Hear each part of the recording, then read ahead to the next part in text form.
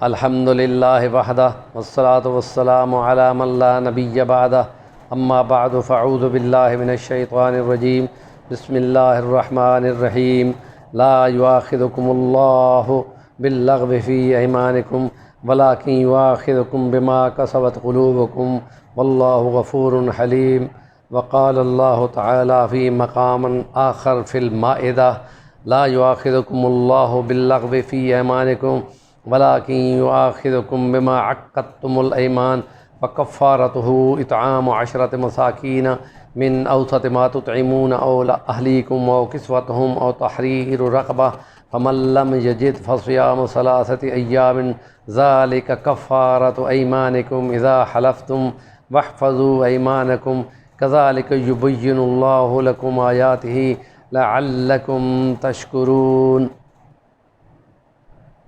وقال اللہ تعالی فی مقام آخر ولا تحنث صدق اللہ العظیم رب اشرح لی صدری ویسر لی امری واحلل عقدۃ من لسانی یفقہوا قولی۔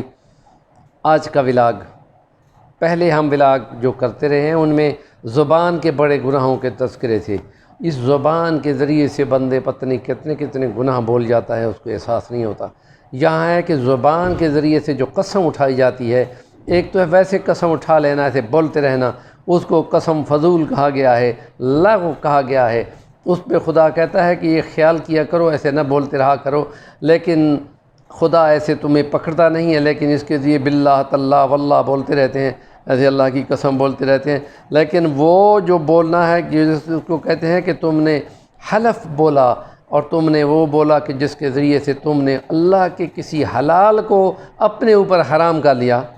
ایک تو ہے نا کہ حرام پر تم قسم اٹھا لو، اس کی تو ضرورت ہی نہیں ہے، لیکن اگر تم نے خدا کے حلالوں پر قسم اٹھا لی تو پھر وہاں خدا تعالیٰ سورۃ المائدہ کے جہاں حکم دیتا ہے کہ اللہ تعالیٰ تم کو نہیں پکڑتا باللغو ایسی قسموں پر جو تم اپنے حلف پہ بولتے ہو، لیکن وہ تمہارے اس حلف پہ، عقیدے پہ، پکی باندھنے پہ پکڑتا ہے جو تم نے گویا کہ قسم اٹھا لی، حلف بول لیا، تو پھر اس کا کفارہ دینا پڑے گا، کیونکہ اللہ نے حلال کیا ہے، تم نے کیسے حرام کر لی۔ اب یہ ہے کہ اس کو توڑنا پڑے گا فوراً، اور پھر اس کا کفارہ لگا دیا۔ یہ نہیں کہ اس پہ پھر جمے رہو، کیونکہ حرام پہ جمے رہنے کا اجازت نہیں ہے۔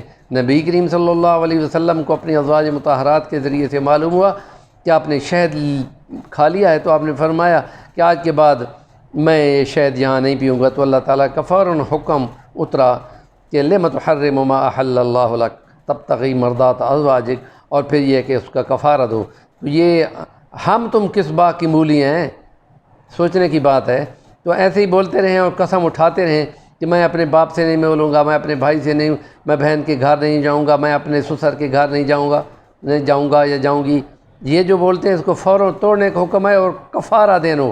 کفارہ یہ ہے کہ جو عام گھر میں تم کھاتے ہو یا گھر والوں کو کھلاتے ہو، وہ 10 مسکینوں کو کھلاؤ، یا ان کو کپڑے پہناؤ، یا ایک غلام آزاد کرو، بڑی رقم لگتی ہے اس پہ۔ اگر تم یہ کرتے ہو تو یہ کرو، اگر یہ تم نہیں کر سکتے، یہ اتنا مال تمہارے پاس نہیں ہے، کو 3 مسلسل روزے رکھنے ہوں گے، یہ کفارہ ہے۔ اور ایک دن، دوسرا دن، تیسرا دن، ایک دن بھی اگر تم نے مس کیا تو پھر دوبارہ 3 دن پورے کرنے پڑیں گے لگاتار۔ اور اس کے ذریعے سے یہ کفارۃ ایمانکم اذا حلفتم، جب تم نے قسم پکی باندھ کر اٹھا لی تو یہ اس کا کفارہ ہے۔ اور خدا کہتا ہے واحفظوا ایمانکم، اپنی قسموں کی حفاظت کیا کرو۔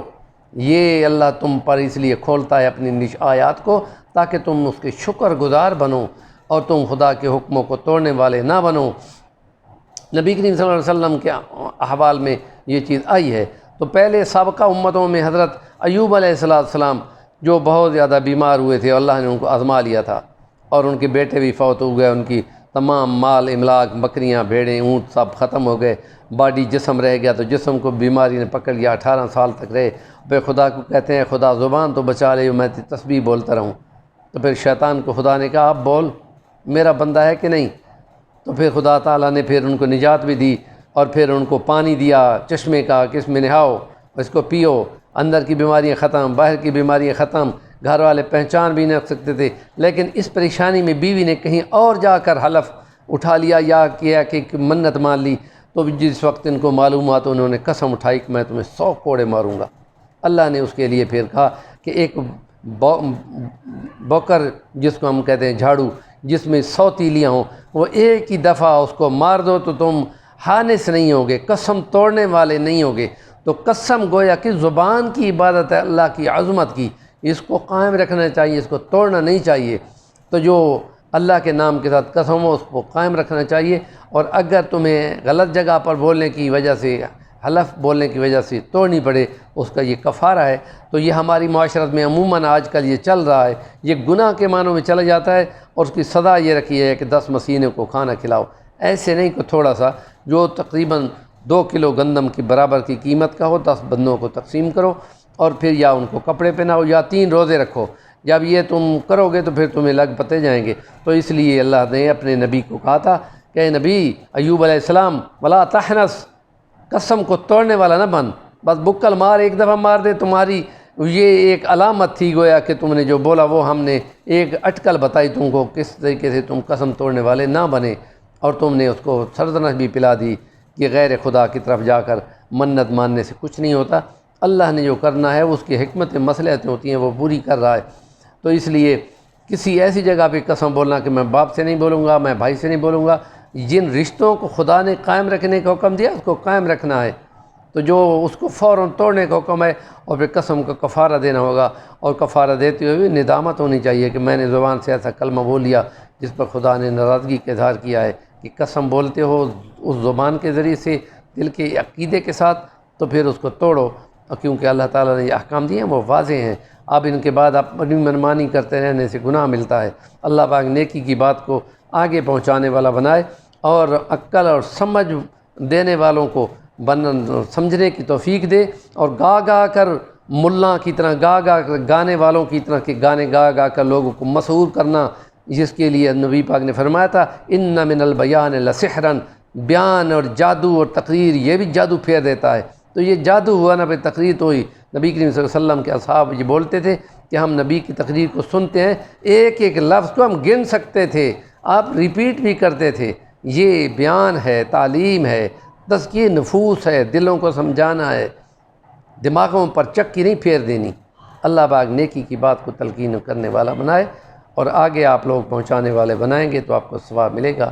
وآخر دعوانا الحمدللہ رب العالمین۔